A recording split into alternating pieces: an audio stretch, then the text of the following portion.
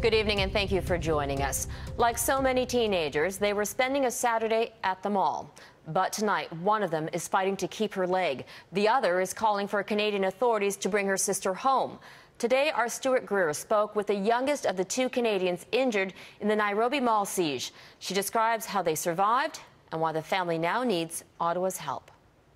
Her physical injuries may be healing, but the emotional wounds run deep.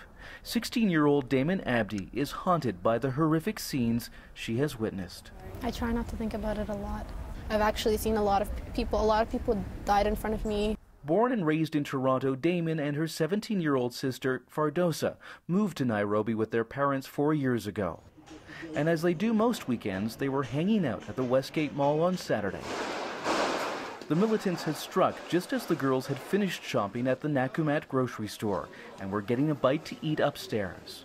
Despite wearing headscarves, the Al-Shabaab attackers showed no mercy to them or other Muslims praying around them.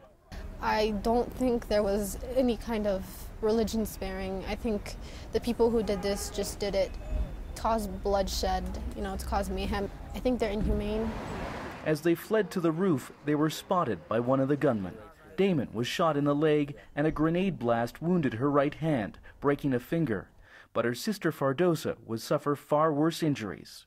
The grenade thrown at my finger was actually directed at her, and it went off on her lower leg, and her tibia is shattered, and she has a lot of other fragments, huge pieces actually, all over her leg.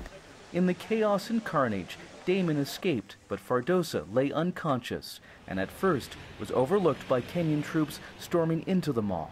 They thought Fardosa died. They weren't taking the dead bodies out at first, so they left her there for about 2 hours. That's why she bled out.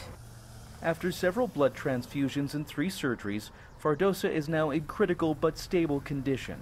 However, Kenyan doctors say there's nothing more they can do, and her family is fighting to bring her back to Canada so her leg can be saved. She needs advanced medical care that we cannot get here, and we have been working with the Canadian Embassy, and the biggest concern right now to them was it's very expensive to airlift her, and she cannot go on a commercial flight, so we're stuck.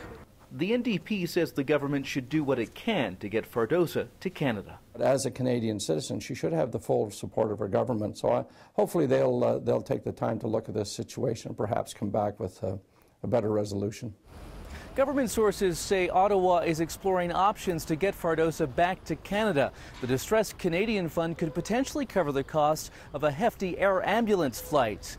But a decision needs to be made urgently if Fardosa's leg is to be saved. Robin. Stuart Greer in Nairobi tonight. Thanks very much, Stuart.